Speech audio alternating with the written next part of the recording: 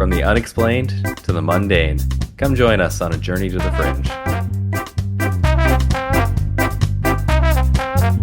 Hello and welcome to Journey to the Fringe. And for just the small fee of $10,000, you too can learn the secrets of making $10,000 from us, the podcast host Journey to the Fringe. We are the podcast host of Journey to the Fringe, Taylor and Chelsea. Yeah, Journey to the Fringe. Very clever and secretive in our own ways. Here today to do a Chelsea episode, so I will leave it to her from here. I don't know. Am I feeling non-secretive enough? Or too secretive? Well, just don't reveal those secrets that they got to pay $10,000 for. Okay.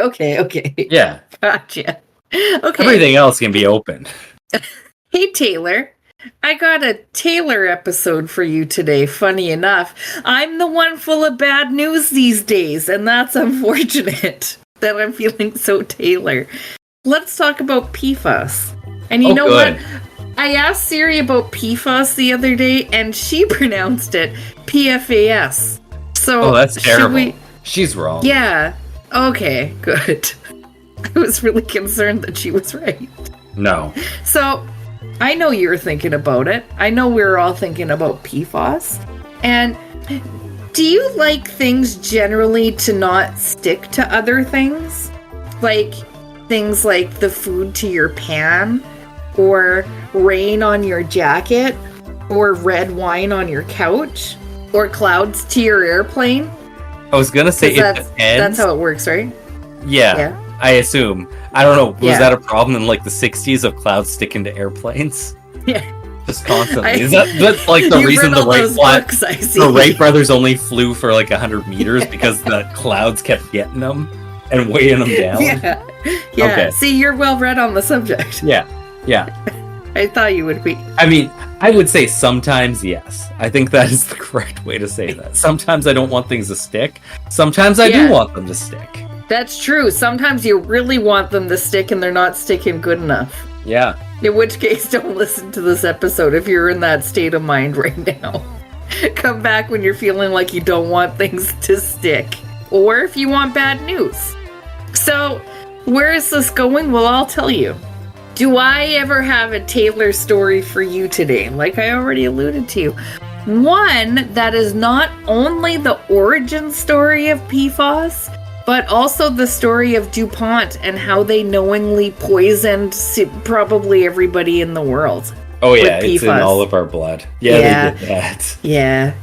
We've been talking about PFAS for a long time, so I assume you already have a working knowledge of it if you've been listening to us for any amount of time, because it comes up quite a lot on how we're basically made of them at this point. And the only way to get rid of them is to drain your blood. Not all of it, just some of it. Just some of it. Just some. And then you gotta keep doing it. Yeah. So let's talk about this. The DuPont Company of Wilmington in Delaware, I don't even know what that means, but apparently it means something, formed back in the 19th century, 1802 to be precise, by the French-American chemist. Here's a good pronunciation for you because this name isn't even a word. Eleuthère Irene Dupont de Nemours.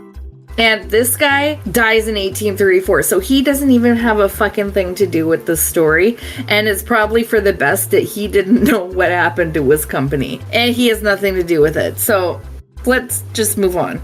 Over 100 years later, DuPont, the company, is desperately trying to come up with a less toxic alternative. I'm just jumping right in. I don't even know what DuPont does for 100 years, unless you know. They probably just speak French, as far as I can tell. Yeah, exactly. It doesn't even fucking matter. The company's desperately trying to come up with a less toxic alternative than the refrigerants methyl chloride and sulfur dioxide. Apparently pretty toxic. In 1983, Roy J. Plunkett was the scientist charged with finding the safer way to cool foods in households throughout the U.S. It's all about refrigeration.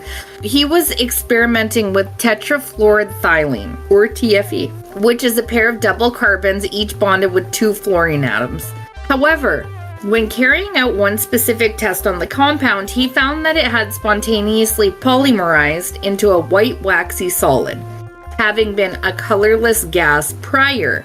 The material turned out to be an inert fluorocarbon polyfluoroethylene, PTFE, that had super nonstick properties. That's right, Roy J. Plunkett is the man you can blame for inventing PFAS, the forever chemical. So, in 1945, DuPont trademarked the chemical Teflon, calling it, quote, the most slippery material in existence, end quote. Then, just 3 years later, the firm was producing 2 million pounds of the chemical each year in its factory in Pittsburgh, West Virginia. For DuPont, Teflon, which was used to coat pots and pans, proved to be a gold mine. Nobody wanted their stuff sticking to their pans. With sales peaking at roughly $1 billion a year in 2004, according to the company's SEC filings. In 1951, DuPont created pure fluoroloctonic PFOA acid, which is often referred to as C8 due to its compound holding 8 carbon molecules. C8, which is a type of PFAS, went on to be used to manufacture cling film, pizza boxes, electrical cables, waterproof clothing, food wrappers, and more. And like I said before, we've talked about them before, we'll talk about them again. These minuscule chemicals are now found in the blood of most people and animals around the world, as well as pretty much all our food products. According to the U.S. Environmental Protection Agency, exposure to PFAS can lead to harmful consequences on a person's health.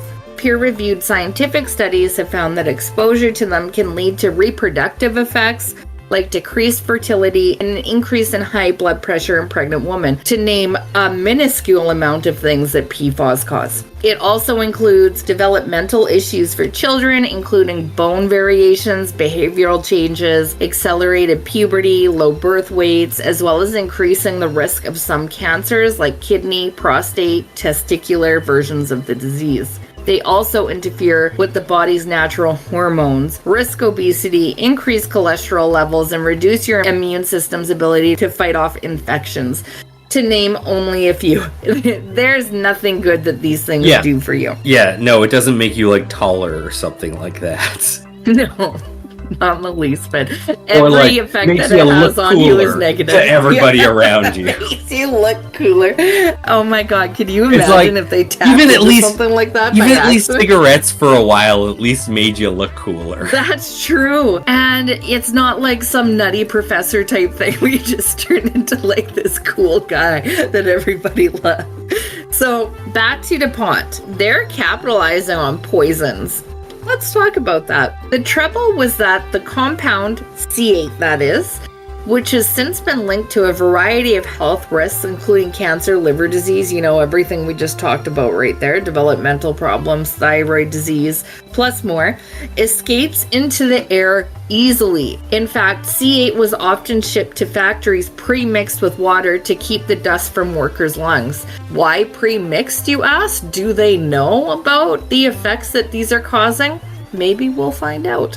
Because it's an extremely stable chemical, C8 does not biodegrade, which is a super freaky That's one of the big thing. Problems that we have with it.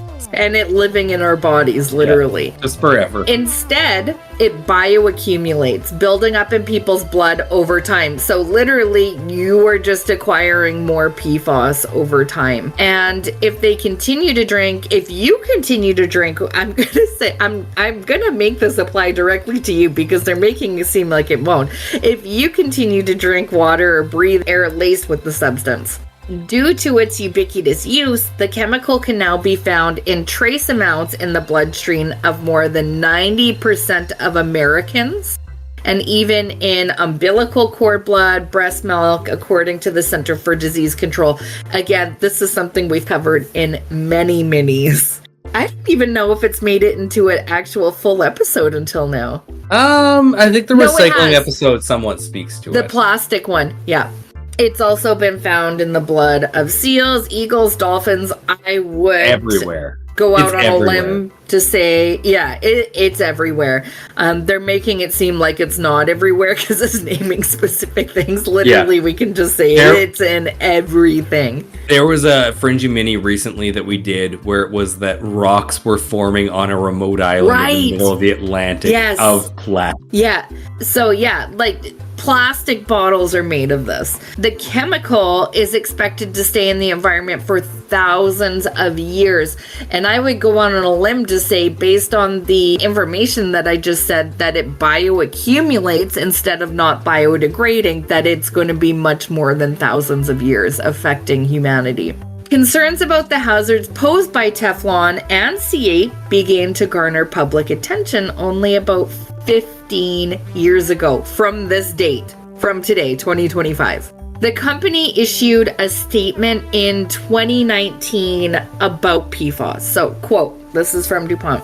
In June 2019, DuPont de Nemours Inc., in brackets DuPont, was established as a new multi-industrial specialty products company. DuPont de Nemours has never manufactured PFOA, PFOS, or firefighting foam, it read.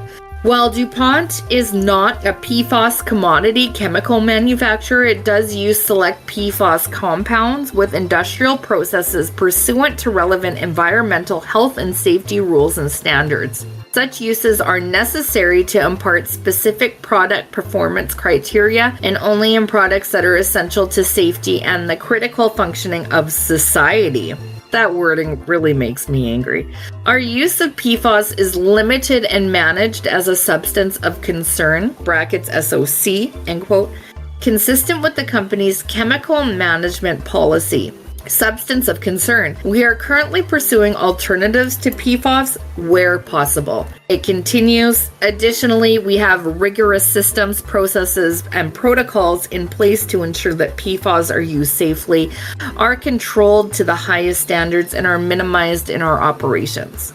We support science-based efforts to develop guidelines for PFAS and commit to meeting these requirements in our global operations. We will continue to ensure our products and processes are fully compliant with laws and regulations on PFAS. Safety, health, and protecting the planet are core values at DuPont. We are committed to continuous improvement of our chemical stewardship process and to upholding the highest standards for the safe operation of facilities and the protection of our environment, our employees, our customers, and the people of the communities in which we do business. End quote. What a bunch of bullshit. That's fun. Sorry, I'm not spoiling anything for you here by calling that bullshit, but I think you're already getting the gist of where this is going. By 2003, DuPont had dispersed almost 2.5 million pounds of C8 from its Washington Works plant into the mid-Ohio River Valley area, according to a peer-reviewed study. The company's shockingly bad disposal practices occurred before U.S. environmental laws were first written in the 1970s and included burying toxic waste in drums along the banks of the Ohio River and dropping barrels of it out into the open ocean, where it once caused a scandal when a local fisherman dredged a barrel up in his nets. Yeah, it's actually wild. Like everything prior to like the EPA coming into effect for most countries. How many things we just put into the ocean is like, well, the ocean's it's the in ocean. The ocean We'll never have to worry about it. It's too big. Yeah, it's too big. Like, it just takes it, and then we never have to think about it again or deal with the repercussions. Like, it's just ocean now. I think it's off the coast of Britain. They buried in the ocean all of their, like, war chemicals from World War II. And they're just like, we don't have to worry about them because they're in the ocean now. So exactly. They don't belong to us. They belong to no one out in the ocean all the way out there. Just remember that when somebody says we have too much regulation these days, we had to put this into place because people just kept saying it's the ocean. We can put stuff there. Yeah, nobody even knows what's at the bottom of that thing. It's so big. I don't even think there is a bottom. Yeah, exactly. Yeah. Hence why the ocean is in such rough shape right now. We're literally killing the ocean and everything in it. I would maybe call it dead, but like it's dying for sure. Oh yeah, which is super sad to think about. But yeah, here we are. We're talking plastic. That's just nice. Yeah. So, yeah, and in more recent decades, burying it in local non-hazardous landfills. That is the drums filled with toxic PFAS. Now, information emerging from millions of pages of internal company reports reveal that several DuPont scientists and senior staff members had for many years either known or at least suspected that C8 was harmful. Yet DuPont continued to use the chemical, putting its own workers, local residents, and the American public and world and environment at And it's risk. the important thing here, when you're making a profit off it, the suspicions that it's bad are inconvenient, so we're not going to look into them. Exactly, because people over profit over people. I'm sorry, I got that very wrong. Well, no, it's not profit over people. It's profit. Don't look at the other stuff. Yeah, if it's not profit, it doesn't matter. Yeah. And if it goes against the profit, you cover that up. Don't worry about it. Yeah, don't worry. I'm sure it's fine. Yeah, the document shows that signs of C8's toxicity began to emerge very quickly as DuPont scaled up its Teflon productions in the 1950s. The company funds its own safety testing laboratory, the Haskell Laboratory of Industrial Toxicology, in part to screen workers for signs of illnesses that might be tied to DuPont products. I'm just going to add in here, because I don't know that I put it anywhere else, 3M, the company, is also along for the ride with all of this. Yeah. In 1961, company lab tests linked C8 exposure to enlarged livers in rats and rabbits. DuPont scientists then conducted tests on humans, asking a group of volunteers to smoke cigarettes laced with C8. 9 out of 10 people in the highest dose group were noticeably ill for an average of 9 hours with flu-like symptoms that included chills, backache, fever, and coughing, the researchers noted. 1961, experimenting on humans, eh? Oh, wow. So they knew this pretty early. They're actually doing this. Yeah, I know, right? I mean, the statement that they released in 2019 was just dripping of bullshit. How were we to know? Yeah, exactly. How were we to know? We don't have a precedent of this over 50 years of learning about it. Yeah, it's not like we tested it for ourselves. So, concerns about the potential toxicity of C8 had been raised internally within DuPont by at least 1954, leading DuPont's own researchers to conclude by at least 1961 that C8 was toxic. And according to DuPont's own toxicology section chief, should be handled with extreme care at the very least, so we can continue on. Well, yeah, but that's only workers. Customers are fine. I think that's how it works, right? It's only people like who you have to pay to deal with it who have to worry about the health implications, not the people who pay you for it. Yeah, exactly. Not the people using it for sure. That's how that works. So this is Bartlett's February 2013 suit against DuPont alleged. So not to spoil anything, but it wasn't until the 1970s that DuPont's researchers began to understand that C8 was building up in the bloodstreams of workers, and soon after they began to see troubling signs that the chemical could pose serious health risks. The stakes were high. The Washington work plant where Teflon is manufactured was one of the biggest employers in the region. The plant currently employs more than 2,000 people, 3,000 if you include subcontractors, in a sparsely populated Appalachian community alongside the Ohio River, separating West Virginia from Ohio. In 1981, the company ordered all female employees out of the Teflon division after 2 out of 7 pregnant workers gave birth to children with birth defects. One of those children, Buck Bailey, was born with just one nostril and other facial deformities that required many painful surgeries to fix. In 1984, DuPont quietly began collecting tap water samples from Ohio and West Virginia, discovering that its chemical C8, PFOA, had contaminated local water supplies at levels 8 times higher than normal. Internal documents revealed the company was more concerned about its public image than public health and deemed pollution control too costly. Instead of reducing C8 use, DuPont increased production while continuing to dump the chemical into the environment. This is fucked. I'm sorry. Yeah. I know I wrote these notes, but this is absolutely fucked. In 1989, many DuPont employees were diagnosed with cancer and leukemia, and they're just fucking dumping this shit into the river.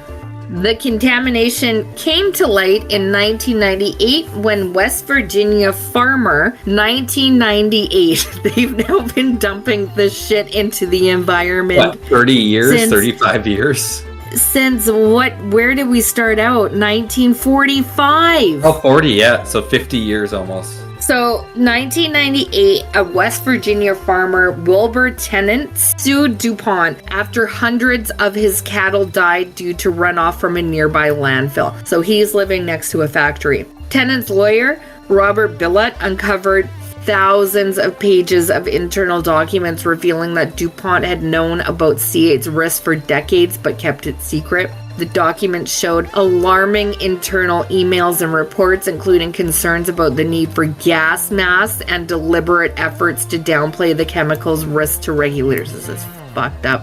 So I don't have it in my notes, but I've been listening to a few things here and there. There's a lot to this story that we're not going to cover on here. I'm going to recommend something for you to listen to at the end if you want to look into it more. But this farmer's cows were drinking from this runoff they were dumping into the river, and their teeth would turn black, and they were essentially, the cows were drinking from this, and it killed them and just had these horrific effects on these cows, and that's what tipped this guy off. This actually leads to a class action lawsuit in 2001 on behalf of 80,000 people exposed to C8 through their drinking water. The EPA also sued DuPont, resulting in a $16.5 million fine, the largest civil penalty in the agency's history, still minor compared to DuPont's profits. At that point, you don't deserve any profits. DuPont agreed to but that's not how our system works. No, unfortunately not. DuPont agreed to $100 million plus settlement and funded a large health study. They've been doing this the whole time. Oh yeah, like 60 years, right? Yeah. No, they've been studying it the whole time. Like, they clearly know that this is not good.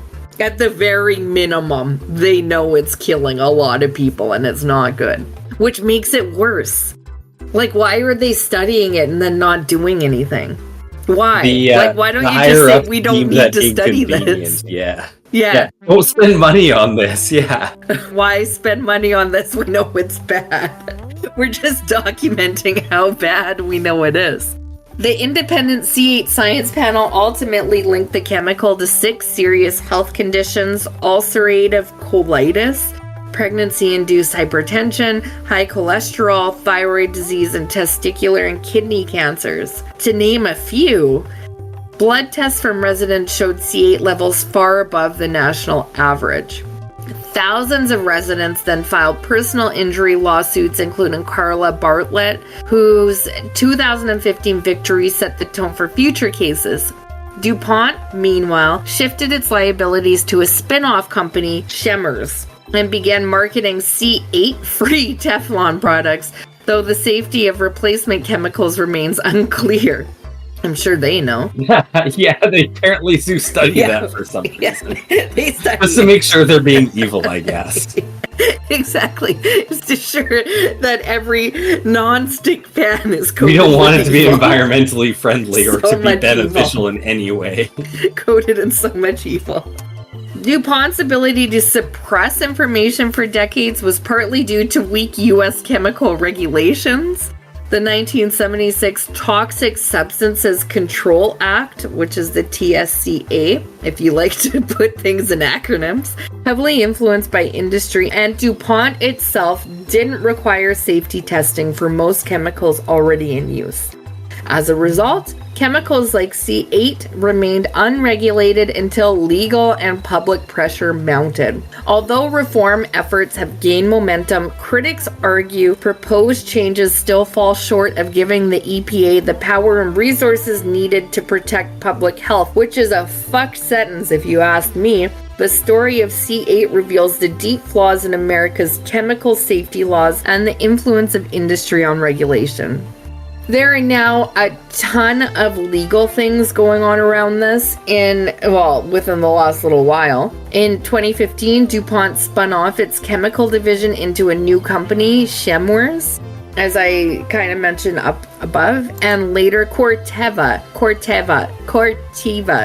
aimed to limit liability for PFAS-related harms. Chemours sued DuPont in 2019, claiming that DuPont's liability estimates were spectacularly wrong. The case was dismissed in 2020 over procedural issues. I mean, if anybody does know about the damage that they could do, technically is the company who's been researching it for 80 years. So, yeah, maybe we should listen to them on that. Yeah, maybe. I don't know, though. I don't know for sure. Yeah, you can't give us that totally much damage. Sold. We couldn't. We've looked at it for 80 years. It couldn't hurt that many people. But what about their bottom line? I don't think you're getting the most important part. Fuck. The Environmental Working Group has documented the decades-long deception of chemical companies like DuPont burying the truth that PFAS build up in our blood and present risk to human health. EWG, which is the Environmental Working Group, I'm sorry I sprung that on you like that, created a timeline that shows by the 1960s, animal studies conducted by DuPont revealed that PFAS chemicals could pose health risks. I mean, you don't need to convince me at this point. I don't know, I'm still skeptical.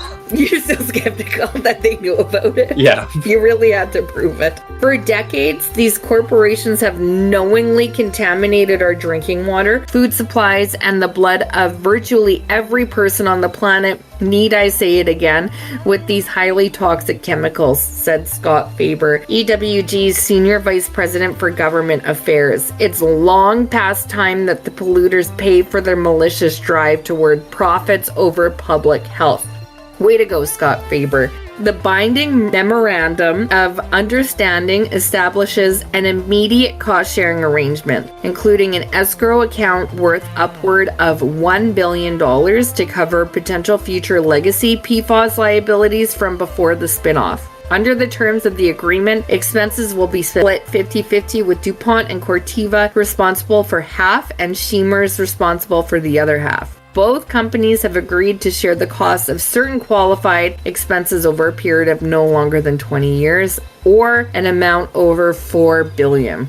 Separately, DuPont, Corteva, and Chemours have agreed to settle ongoing matters in the multi-district PFOA litigation in Ohio for $83 million. DuPont will contribute $27 million. Corteva will contribute $27 million. Chemours will contribute $29 million in the settlement. And the agreement resolves approximately 95 pending cases as well as unfiled matters. That's all I have. This is, as every episode of ours is for the most part, it's literally a skim over of what is going on right now. And there is a documentary right now that I want to recommend that is going to cover a lot more than what I just went over if you're interested in it. Is it Aaron Brockovich by chance? It is not. Okay. It's called Dark Waters, not what I was just about to say, The Devil We May Know, which is apparently another documentary that is an investigation documentary of the health hazards from Teflon.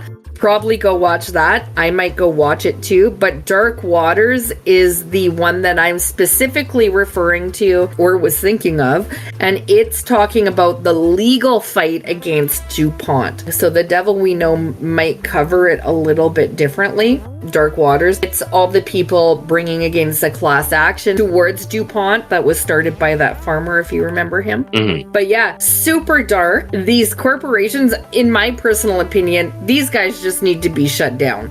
Yeah, and we need to stress this, you listening now are impacted by this. This is in your blood because of them. It's an unfathomable percentage of people are impacted by this. And just they still exist. They're still profitable.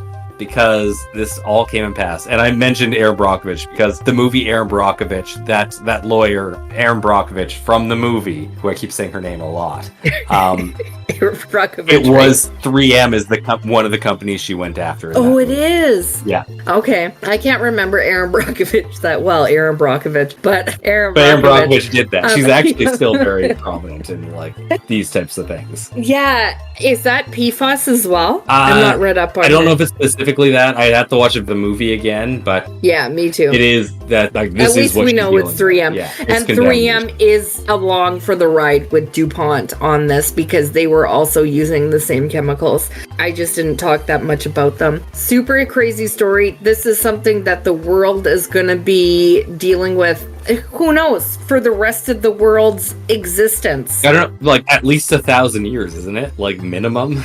It said 1,000 years in this, but it also said that it doesn't break down. Yeah. It doesn't break down. Then it said 1,000 years, so that did not add up to me. It bioaccumulates, so it doesn't break down. Like you're just gaining more and more PFAS over your life, and henceforth over the Earth's life. So it's never gonna go away, and it's a poison. It's causing cancers. It's not conducive to life. It is killing life. They dumped it into waterways and oceans. Just everywhere. And yeah, it's everywhere.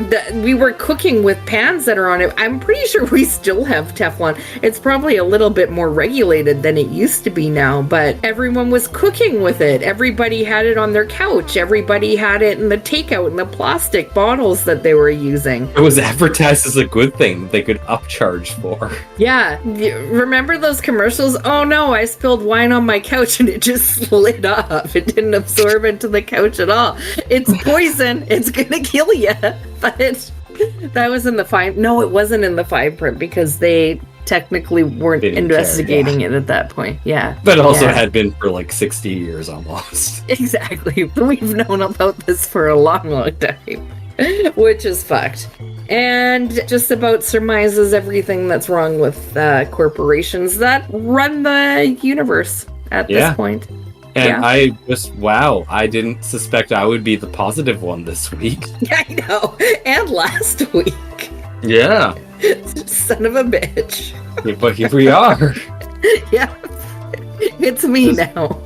Just having to make sense of the world. And like, if you need it, like, I think it's probably important to remind everybody, technically, you can get rid of some of the PFAS in your body by donating plasma.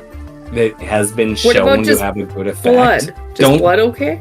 It still helps. It's not as good because you technically filter more of your blood when you do a plasma donation than you do with blood donation. Son of a bitch. So here's a Chelsea problem. The only plasma donation center is so far from me. So I can only conveniently donate blood. So this makes ask them to do more and then give you some of it back. And filter Can you please filter this and give it back? Okay, next time. Yeah. I'm sure they'll be receptive to that. And for more tips for your local blood donation clinic. I have been Taylor. Here with Chelsea. We are Journey to the Fringe. Thank you all for listening. We'll see you next week. Bye.